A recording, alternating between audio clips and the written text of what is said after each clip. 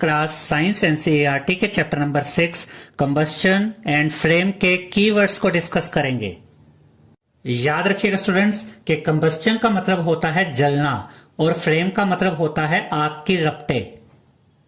जब हम खाना बनाने के लिए गैस जलाते हैं तो हमें जो आग की लपटें नजर आती हैं वही फ्लेम होती है, या फिर जब आप कैंडल जलाते हैं तो कैंडल के ऊपर भी आपको आग की लपटें नजर आती हैं और उसे ही फ्लेम कहते हैं।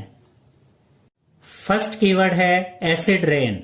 Oxides of sulphur and nitrogen dissolve in rain water and form acids.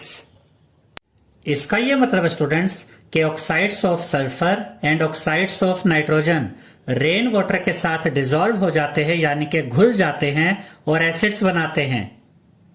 यह भी याद रखिएगा स्टूडेंट्स कि ऑक्साइड्स ऑफ सल्फर यानी कि सल्फर डाइऑक्साइड और ऑक्साइड्स ऑफ नाइट्रोजन यानी कि नाइट्रोजन ऑक्साइड, यानी कि जब सल्फर डाइऑक्साइड और नाइट्रोजन ऑक्साइड रेन वाटर के साथ डिसॉल्व हो जाते हैं यानी कि घुल जाते हैं तो एसिड्स बनाते हैं।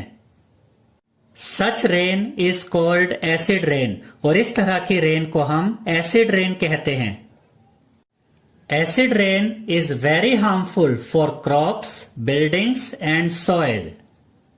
इसका यह मतलब है स्टूडेंट्स कि एसिड रेन क्रॉप्स के लिए यानी कि खेती के लिए, फसलों के लिए, बिल्डिंग्स के लिए और मिट्टी के लिए हार्मफुल होती है, हानिकारक होती है।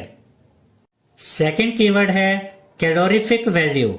The amount of heat energy produced on complete combustion of 1 kg of a fuel is called its calorific value. इसका यह मतलब है स्टूडेंट्स कि जब आप 1 kg फ्यूल लेते हैं तो उस 1 kg फ्यूल को पूरी तरह जलाने से जितनी हीट एनर्जी प्रोड्यूस होती है उस हीट एनर्जी को उस फ्यूल की कैलोरीफिक वैल्यू कहते हैं। याद रखिएगा स्टूडेंट्स कि जिस फ्यूल की कैलोरीफिक वैल्यू ज्यादा होती है उस फ्यूल को अच्छा फ्यूल माना जाता है। The calorific value of a fuel is expressed in a unit called kilo joules per kg, जिसे आप केजे अपॉन केजी भी लिख सकते हैं। इसका यह मतलब है स्टूडेंट्स कि कैलोरीफिक वैल्यू को किलो जूल्स पर केजी में एक्सप्रेस किया जाता है, शो किया जाता है। और किलो जूल्स पर केजी को ही आप इस तरह से भी लिख सकते हैं, किलो जूल्स यानी कि केजे, पर केजी यानी कि अपॉन केजी। थर्ड कीवर्ड है combustion. A chemical process in which a substance reacts with oxygen to give off heat is called combustion. इसका यह मतलब है स्टूडेंट्स कि कंबस्शन एक केमिकल प्रोसेस होता है जिसमें कोई सब्सटेंस ऑक्सीजन के साथ रिएक्ट करता है और हीट प्रोड्यूस करता है। इसे आप ऐसे भी याद रख सकते हैं स्टूडेंट्स कि कंबस्शन का मतलब होता है जलना, और किसी भी चीज को जलने के लिए ऑक्सीजन की जरूरत होती है। और जब कोई चीज ऑक्सीजन के साथ रिएक्ट करती है, जलती है, हीट प्रोड्यूस करती है तो इसे कंबस्शन यानी कि जलना कहते हैं। फोर्थ कीवर्ड है deforestation. The cutting down of trees on a large scale is called deforestation. इसका यह मतलब है स्टूडेंट्स कि बड़े स्केल पर, बड़े लेवल पर पेड़ों का काटा जाना डिफॉरेस्टेशन कहलाता है। इसे आप ऐसे भी याद रख सकते हैं कि जंगलों को काटना डिफॉरेस्टेशन कहलाता है। फिफ्थ कीवर्ड है एक्सप्लोजन।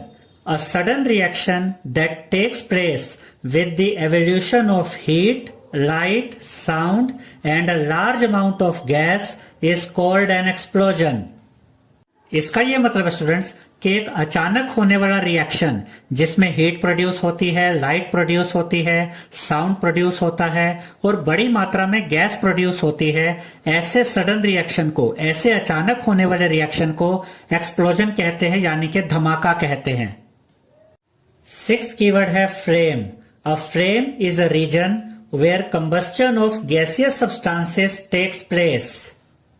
इसका यह मतलब है स्टूडेंट्स कि किसी जलने वाली चीज का वो रीजन यानी कि किसी जलने वाली चीज का वो एरिया जिसमें गैसियस सब्सटेंसेस का कंबस्शन होता है, यानी कि किसी जलने वाली चीज का वो एरिया जिसमें गैसियस सब्सटेंसेस जलते हैं, उस एरिया को, उस रीजन को फ्लेम कहते हैं। याद रखिएगा स्टूडेंट्स कि जितनी भी गैसेस कंबस्टिबल होती है, यानी जितनी भी गैसेस जल सकती हैं, वो सभी गैसेस फ्लेम प्रोड्यूस करती हैं। और ये भी याद रखिएगा स्टूडेंट्स कि सिर्फ वही सॉलिड्स और वही लिक्विड्स जलने पर फ्लेम प्रोड्यूस करते हैं जो जलने पर वेपराइज हो जाते हैं, यानी कि गैसियस फॉर्म में चेंज हो जाते हैं। और जो सॉलिड्स और लिक्विड्स जलने पर वेपराइज नहीं होते, यानी कि गैसियस फॉर्म में चेंज नहीं होते, ऐसे सॉलिड्स और ऐसे लिक्विड्स जलने पर फ्लेम प्रोड्यूस नहीं करते। यहां पर आप इस डायग्राम में फ्लेम देख सकते हैं स्टूडेंट्स। यहां पर ये केरोसिन लैंप है जिसमें यहां पर आपको ये फ्लेम नजर आ रही होगी। यहां पर ये जलती हुई कैंडल है जिसमें यहां पर फ्लेम आप देख सकते हैं। और यहां पर ये बंसन बर्नर है जो कि लेबोरेटरीज में यूज होता है। यहां पर भी आप फ्लेम देख सकते हैं। Substances which burn by producing flame are LPG, biogas, wax in the form of candle, magnesium, camphor and kerosene oil। इसका ये मतलब है स्टूडेंट्स कि LPG, biogas, wax in the form of candle, magnesium, camphor and kerosene oil, ये सभी जलने पर flame produce करते हैं। 7th कीवर्ड है fire extinguisher. Device used to extinguish fire is called fire extinguisher. इसका यह मतलब है स्टूडेंट्स कि ऐसी डिवाइस, ऐसा उपकरण जो फायर को एक्सटिंग्विश करने के काम आता है, यानी कि आग को बुझाने के काम आता है, ऐसी डिवाइस को फायर एक्सटिंग्विशर कहते हैं। 8th कीवर्ड है fuel. A material which is burned to produce heat is called a fuel.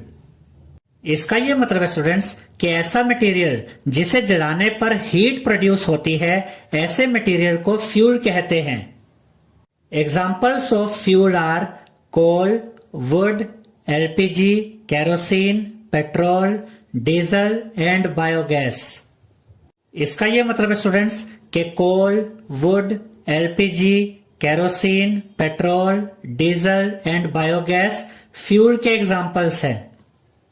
9th keyword है फ्यूल एफिशिएंसी।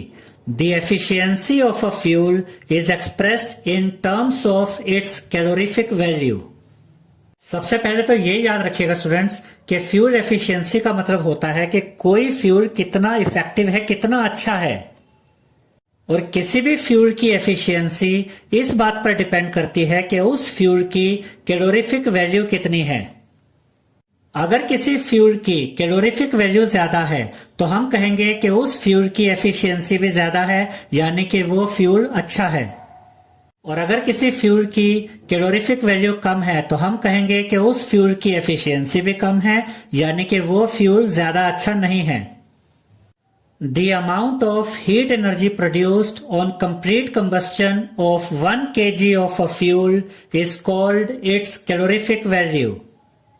कैलोरीफिक वैल्यू के बारे में हम आपको ऑलरेडी समझा चुके हैं स्टूडेंट्स कि अगर आप 1 kg फ्यूल लेते हैं तो 1 kg फ्यूल के कंप्लीट कंबस्टन से, यानी कि 1 kg फ्यूल को पूरी तरह से जलाने पर जितनी हीट एनर्जी प्रोड्यूस होती है, यही हीट एनर्जी उस फ्यूल की कैलोरीफिक वैल्यू होती है। और जिस फ्यूल की कैलोरीफिक वैल्यू ज्यादा होती है उस फ्यूल की एफिशिएंसी भी ज्यादा होती है, और जिस फ्यूल की कैलोरीफिक वैल्यू कम होती है उस फ्यूल की एफिशिएंसी भी कम होती है। 10th कीवर्ड है global warming. The average temperature of the earth's atmosphere is gradually increasing due to increasing level of gases like CO2। This is called global warming.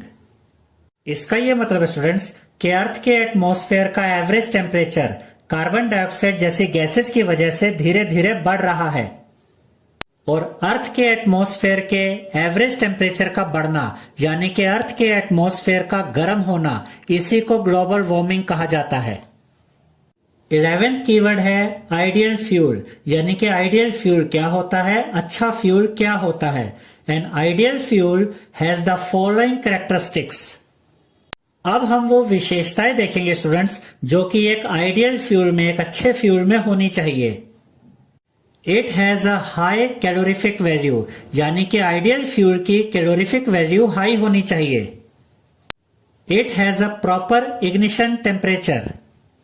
इसका यह मतलब है स्टूडेंट्स कि आइडियल फ्यूल का इग्निशन टेम्परेचर प्रॉपर होना चाहिए। याद रखिएगा स्टूडेंट्स कि इग्निशन टेम्परेचर वो टेम्परेचर होता है जिस पर कोई चीज आग पकड़ती है। तो आइडियल फ्यूल का इग्निशन टेम्परेचर ना तो बहुत कम होना चाहिए ना बहुत ज्यादा होना चाहिए, वो प्रॉपर होना चाहिए। It burns neither too fast nor too slow. इसका यह मतलब है स्टूडेंट्स कि आइडियल फ्यूल ना तो बहुत तेजी से जलता है और ना ही बहुत धीरे जलता है, यानी कि एक आइडियल फ्यूल के जलने की स्पीड भी नॉर्मल होती है। It does not produce any harmful gases, यानी कि आइडियल फ्यूल जलने पर हार्मफुल गैसेस प्रोड्यूस नहीं करता। It is cheap, readily available and easy to transport. इसका यह मतलब है स्टूडेंट्स कि आइडियल फ्यूल सस्ता होता है, आसानी से मिल जाता है और आइडियल फ्यूल को ट्रांसपोर्ट करना भी इजी होता है, यानी कि आइडियल फ्यूल को एक जगह से दूसरी जगह ले जाना भी इजी होता है। 12th कीवर्ड है ignition temperature. The lowest temperature at which a substance catches fire and starts burning is called its ignition temperature.